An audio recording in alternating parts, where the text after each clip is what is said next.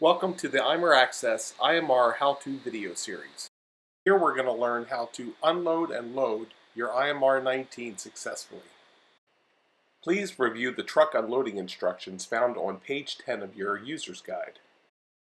To unload the IMR 19 from a transport vehicle or drive it up and or down a ramp, you may have to lift the arm up for ground clearance. The arm will rise up to 5 degrees and still drive. Using the remote control, place the toggle in the green position and use the M2 control to raise or lower the arm. Raising the arm will provide you with that extra clearance when the basket is attached to the lift. When you are clear from the transport vehicle or the loading ramp, you may return the boom back into the jib cradle to resume normal functions as shown here.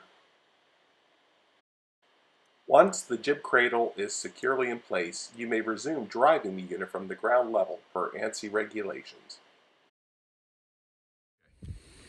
If you have any additional questions, please visit our website or contact me directly at the information listed below. Thank you.